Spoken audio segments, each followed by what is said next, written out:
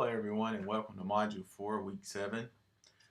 And for this week, are you going to be doing a student sample assignment? And this video will just be a brief explanation of the assignments that you will be completing during this week. Previous assignments have required you to do some readings and complete modules online with Intel training. Within the Intel training, you've had an introduction to project-based learning. It provided examples of what project-based learning is. In the publication, you described it. You talked about advantages and disadvantages, and also student roles and how you would use it in the classroom perspective. And then also you've had an opportunity in the last week to work on your resource list of different resources that could be used to teach your unit. And before that, you had the opportunity to use the Alabama standards to develop objectives and curriculum framing questions for your unit plan. Now we're going to move on to the next phase of actually creating or preparing a student sample. You might ask, what is a student sample? So basically, a student sample is a sample activity that you've designed, but also you followed your instructions for the activity and created it yourself. So basically, you're going to design an activity for your students, but you're going to create the top project that you would want your students to complete in your classroom. There is a link, if you look below, that provides some examples. It will take you to the Intel site and show you examples of student activities that have been created. These are some that are different. Yours might be different, but I'd like for you to do yours on your own. But look through the various examples, see if you see some that are in your content area that might be something similar to what you would like to do as far as your student sample project. As I said, you have to design it and then actually go through the process of creating that assignment. The assignment or your student sample should be based on your unit plan. It should be based on meeting some of the standards and objectives that you've already established in your unit plan. Also, make sure you read the instructions that are provided below by clicking on the link that shows the instructions for the student sample. And also, I'm going to be providing some additional resources for you to help you walk through the process from Intel.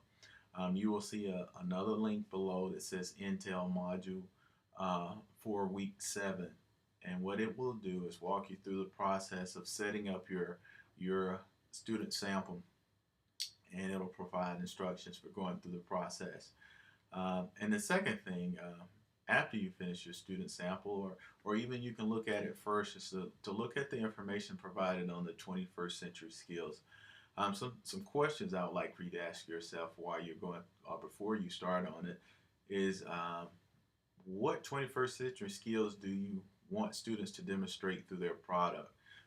For example, is your assignment. After you read the 21st century skill and read the content and watch the videos, think about what 21st century skills I need for my students to complete in the class. And also think about what curriculum framing questions will your sample address, and in what way it's dealing with your student sample. Looking at your curriculum framing questions and finding out, okay, how can I address this question or these standards in my sample? And also think about what concept, skills, and knowledge do your students need to demonstrate through the student product.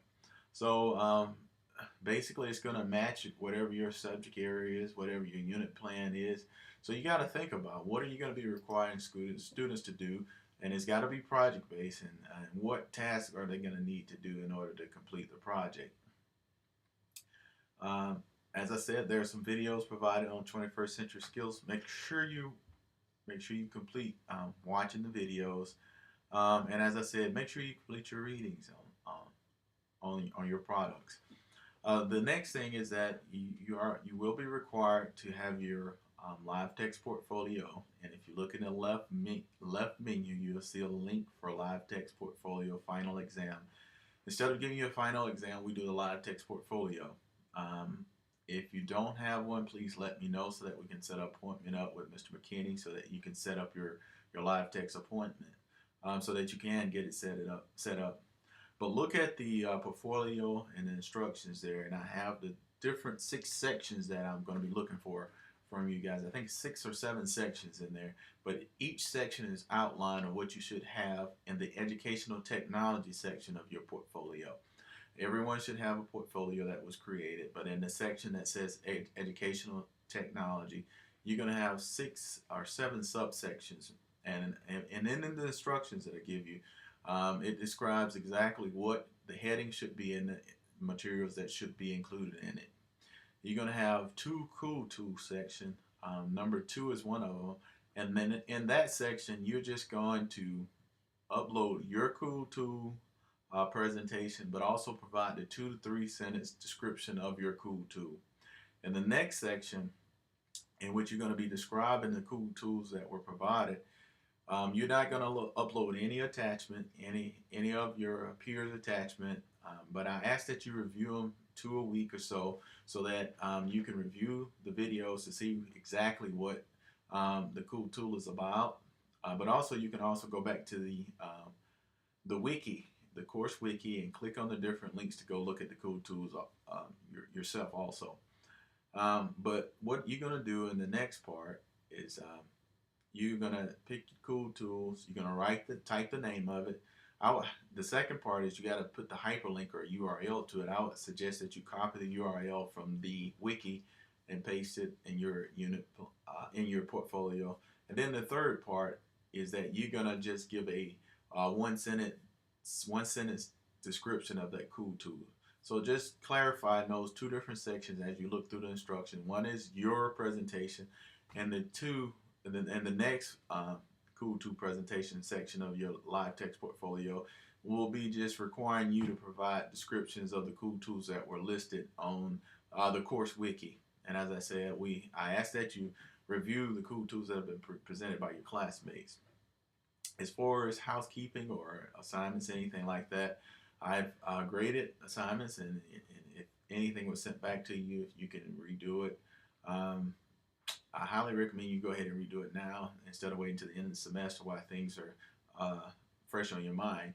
Also, your blog. At the end of this module, you will have a blog posting, and I went ahead because people were asking what's the next blog posting, and put the link of all the blog postings that you're going to complete for the rest of the semester. It's also on the left menu. You should see a link for blog posting. At the end of Module 4, I believe you will be completing another blog posting.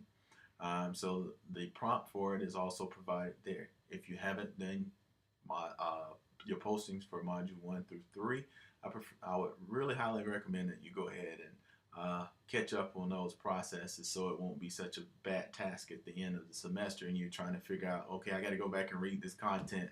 But while the content is fresh on your mind, you're just going to post your reflection on there. And this will not be due until the end of the semester. I will provide the date and a reminder for you to submit it. But since it's a blog, it will be multiple reflections for each module that we complete. So I just want to remind you of that. Also, as I said, I really want you to look at the examples that have been provided for your student samples. Make sure you read all of the content that's been provided. Make sure you watch the videos as you're going to complete this assignment. If you have any questions, I'm still available for office hours. If you need to talk on the phone conference, Skype, or email me, whichever way is convenient for you. I look forward to seeing your student samples, and hopefully you have a wonderful week.